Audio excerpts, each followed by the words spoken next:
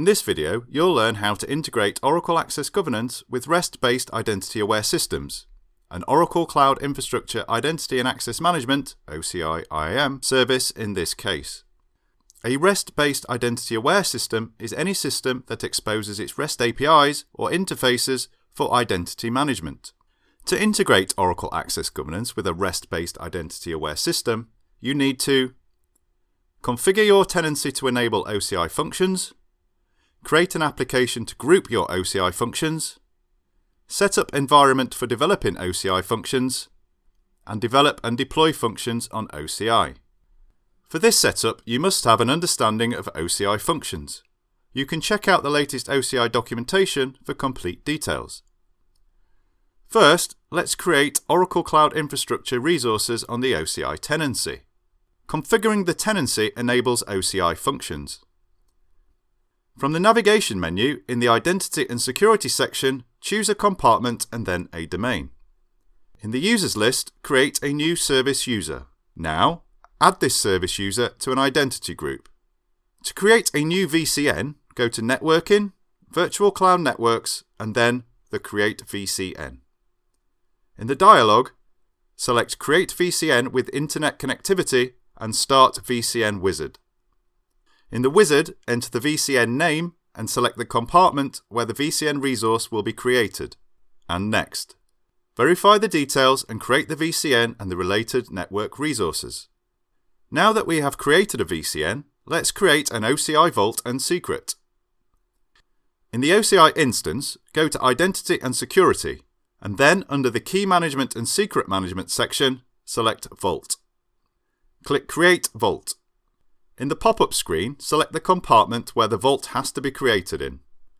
Give the vault a name and click Create Vault. Open the vault that you created and click Create Key. Verify the compartment and make sure you selected the same compartment that you used while creating a vault. After creating a vault, from the Resources section, select Secrets and then click Secret. In the Create Secret page, add details for the compartment, name, and description. Then select the key you created from the Encryption Key drop-down list. Select the Manual Secret Generation option and enter your client code and client secret in JSON format into the Secret Contents field. Then, Create Secret. The secret you created can be used to pass client secrets in your request function. Select the secret you created and copy the value of the secret OCID in a notepad or any text editor. Later, this OCID can be used to edit the request template while deploying the functions. To use OCI Vault and Secret services, your function must be part of a dynamic group. To create a dynamic group, go to Identity and Security, then Domains. Select your domain. Click Dynamic Groups and then Create Dynamic Group. Enter a name and description. In the Matching Rules section, enter the rule and click Create. You need a new policy that allows the dynamic group just created to read the secret ID in your tenancy. To create a policy, go to Identity and Security, and under the Identity section, select Policies and then click Create Policy. Enter a name and description and select the tenancy's root compartment. Enter the policy statement in the Show Manual Editor option and click Create. If one or more OCI function users aren't tenancy administrators, then we have to create a policy for group and service. Follow the same steps to create a policy. Then, in the Policy Builder, select functions from the Policy Use Cases list and base your policy on the Let Users Create, Deploy, and Manage Functions and Applications template. Now, we'll create an application. Sign into the Oracle Cloud instance as a function developer. From the navigation menu, click Developer Services. Under Functions, choose Applications and Create Application. Enter a name for the application. You'll deploy your first function in this application and specify it when invoking the function. Select the VCN and subnet to run the functions. Note that a public subnet requires an internet gateway in the VCN, and a private subnet requires a service gateway in the VCN. And click Create. Before you configure your Cloud Shell environment for function development, you have to create a repository and generate an auth token. To create a repository, in the navigation menu, click Developer Services and then Container Registry. Click Create Repository. Select the compartment name, select the access type as public, enter a name for the repository and click Create. Copy and save the user details and the namespace of the container, because you'll need them to configure your Cloud Shell environment. To generate an auth token, from the navigation menu, select Identity and Security. Select your domain and then the user. On the user page, under Resources, select Auth Tokens and then Generate Token. Enter a description and generate token. Now that we've created a repository and generated an auth token, we need to set up a Cloud Shell environment to develop functions. In the Applications page, under Resources, click the Getting Started option. Then click Cloud Shell Setup. The Getting Started section has a list of commands tailored specifically for you. Copy and paste them to configure your Cloud Shell environment for function development. Now that we're done with the pre-configuration, we can deploy functions. In the Access Governance console, go to the Service Administration and then Orchestrated Systems. Add Orchestrated System. Select Generic REST Connector System, download example to download the function template files, and save the files. In the OCI console, click Developer Tools and then Cloud Shell. Click on the Settings icon and then Upload. Select the previously downloaded sample files and upload. Unzip the template files once uploaded in the Cloud Shell. Now, from the OCI console, click Developer Tools and then Code Editor. Open and select the GRC serverless function samples folder and click Open. Select the Explorer icon to display the sample template files. Now that we've uploaded the sample template files, create the functions for your OCI IAM system by referring to the reference templates and configuring the functions with values specific to your application. Go to the app.yaml file located in the GRC serverless function samples folder and enter the application name that you created earlier. Now, expand the templates folder and update the config.yaml files with the application type, connected system names, host details, region, and secret ID details. The config.yaml file at src/main/resources/request folder requires application type as input. For example, IDCS, Azure, and so on. The config.yaml file at src/main/resources/requests/applications/application type folder requires connected system names, host details, and secret ID details. The same details must be updated in the config.yaml files present in the GRC test template folder. However, the config.yaml files in the GRC response template and GRC schema template folders require application type and connected system names as input. After configuring all the template files, we need to make sure the function files are configured correctly before the actual deployment. So we need to configure the config files in the test folder for each of the template files.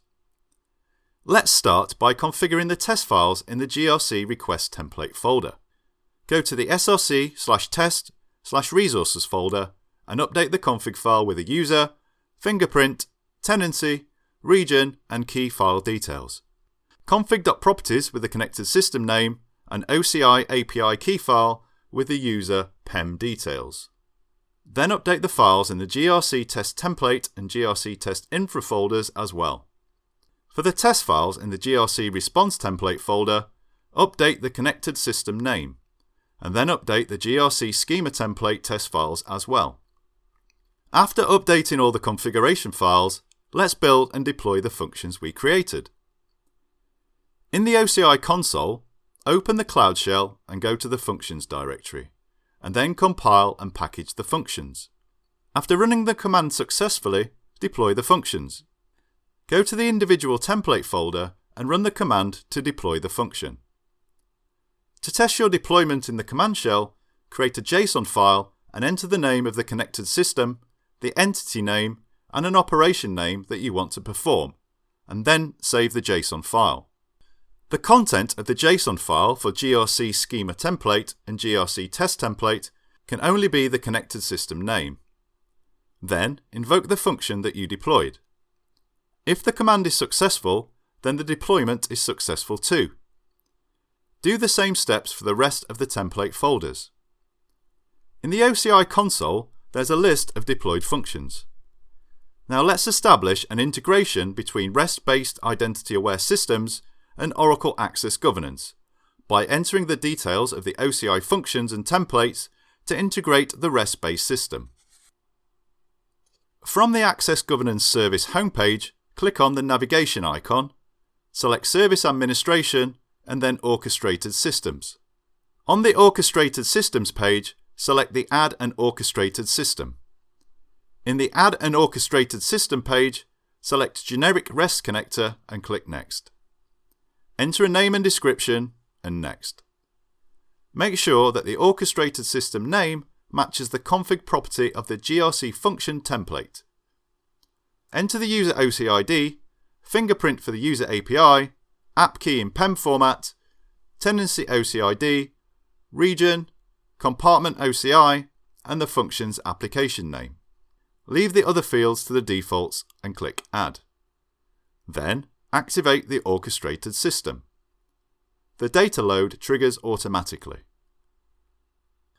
After some time, you must see validate, lookup data load, and full data load operations. And that's it. You are done with your integration. Now that we have integrated Oracle Access Governance with an OCI IAM system, let's see how a provisioning operation works. In this use case, we will see how an OCI IAM system is used to manage access control via identity collection, roles, access bundles, and policies. First, log into the Oracle Access Governance console from the navigation menu. Click Access Controls and then Access Bundles. Click Create an Access Bundle. Select the Created Orchestrated System from the Which System is this bundle for field. Select other values from the corresponding fields and click Next. Then select the permissions to include in this access bundle and click Next. Add a name and description for the access bundle and click Next. Review the details and click Create to create an access bundle. Now we have to create a new request for a user by assigning the created access bundle, which will trigger data load tasks like creating an account and adding child data. To request access, on the Oracle Access Governance homepage, from the navigation menu, click My Stuff and then Request a New Access. Then, on the What Do You Want Access To tile, click Start. Because we're requesting access to other identities in the Select Who step, select No from the Is This Request For You field and select or search for the identities you want to request the resource for. Then, click Next. Select or search for the previously created access bundle and click Next. In the Add Details step, provide a justification for granting access request and click Next. Then, review the entered details and submit request. From the navigation menu, click My Stuff and then My Access Requests and make sure the request status is approved. On Orchestrated System, Create Account and Add Child Data tasks will be triggered.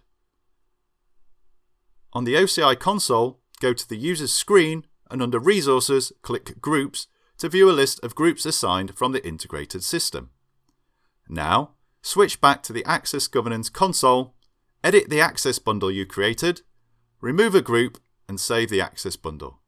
After some time, you will see that the Remove Child Data task is triggered and in turn, this will update the user group details in the OCI console. Switch back to the OCI console, go to the User's screen and under Resources, click Groups to see the updated list of assigned groups. And that's it.